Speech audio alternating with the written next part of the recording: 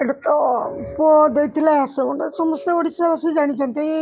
ଆଶ୍ରମଟା ପୁଅର ଆମେ ଅଛୁ ଚଳାଉଛୁ। ଅନାଥ ବାପା ମାଆ ଗୁଡ଼ାକ ଅଛନ୍ତି ଏଠି। ଏଇମାନେ ଆସିଛନ୍ତି ଆଜି ସମସ୍ତଙ୍କ ସୁଗର ବ୍ଲଡ଼ ପ୍ରେସର ଯାହାର ଯାହା କିଛି ଅସୁବିଧା ସବୁ ଟେଷ୍ଟ କରିକି ମେଡ଼ିସିନ ଫାଷ୍ଟ ଚେକିଂ ସରିଲାଣି, ଏଇଟା ସେକେଣ୍ଡ ଚେକିଂ କରୁଛନ୍ତି। ଆଉ ମେଡ଼ିସିନ ଦେବା ପାଇଁ ଆସିଛନ୍ତି ସବୁ। ଆଉ ଥରେ ବି ଆସିଥିଲେ ଖାଇବା ପିଇବା ପାଇଁ ଦେଇଥିଲେ ମଉସା ମାଉସୀକୁ। ଏଇଟା ତାଙ୍କର 2 ଥର ହେଲା। ଏଇଟା ଟେଷ୍ଟ କଲେ ଏଇଥର, ଆର ଥର ଖାଇବା ପିଇବାକୁ ଦେଇଥିଲେ। ଭଲ କରୁଛନ୍ତି, ତାଙ୍କର ସଂସ୍ଥା ଆଗକୁ ଯାଉ। ଜଗନ୍ନାଥ ତାଙ୍କର ମନସ୍କାମନା ପୁରା କରୁ। ଛୋଟ ଛୋଟ ଛୁଆମାନେ ଯାହା କିଛି ସେବାରେ ମନ ଦେଇଛନ୍ତି ଅନାଥମାନଙ୍କୁ। ଏଇଟା ତ ଆମ ପାଖରୁ କିଛି ପଇସା ପାଇବେନି, ଫ୍ରିରେ ଟେଷ୍ଟ କରୁଛନ୍ତି। ଆଉ ସବୁ ତ ଫ୍ରିରେ କଲେ ବି ସେମାନେ ବଞ୍ଚିପାରିବେନି। ତାଙ୍କ ପେଟ ପାଇଁ, ତାଙ୍କ ଚଳିବା ପାଇଁ କିଛି ଦରକାର ନା। ଆଉ ଭଗବାନ ତାଙ୍କୁ ଭଲ ବୁଦ୍ଧି ଦେଇଛନ୍ତି, ଭଲ କାମ କରୁଛନ୍ତି। ଭଲରେ ରଖନ୍ତୁ। ମୋ ନାଁ ଜଗନ କୁମାର ମହାରଥୀ। ଆମର ଦୀପକ ବାବୁ, ଦୀପକ ସାର୍ ବି ଅଛନ୍ତି। ଆମର ସଂସ୍ଥା ନାଁ ହେଉଛି Kayakalp pain management pain paralysis management centre.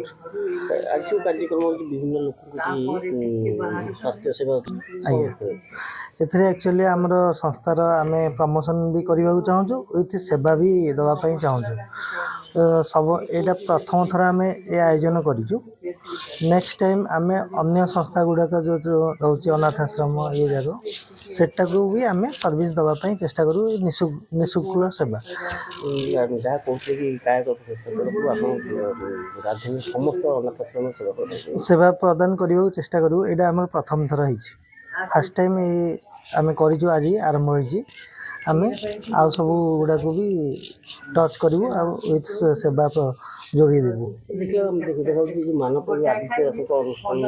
ଆଜ୍ଞା ଆଜ୍ଞା, ହଁ, ଇଏ ଆଦିତ୍ୟ ବାବୁ ତ ଏଇଟା ଆରମ୍ଭ କରିଥିଲେ। ସେ ତ ଆଜି ଆଉ ନାହାନ୍ତି। ତାଙ୍କ ସଂସ୍ଥା ଏସବୁ ଚାଲିଛି। ତାଙ୍କ ମାଆ ଏଇଠି ବସିଛନ୍ତି, ତାଙ୍କ ବାପା ବି ଅଛନ୍ତି ସେ ବାହାରେ, ତାଙ୍କ ସହିତ କଥା ହେଇପାରିବେ। କେତେ ଲୋକଙ୍କୁ ଆପଣ ସେବା ଯୋଗାଇ? ଆମେ ଚେଷ୍ଟା ତ କରିବୁ ଯେତେ ଅଧିକରୁ ଅଧିକ ସେବା ଦେବା ପାଇଁ। ଆମ ମୁଖ୍ୟ ଅନୁଷ୍ଠାନ କେଉଁ ଜାଗାରେ ଅଛି?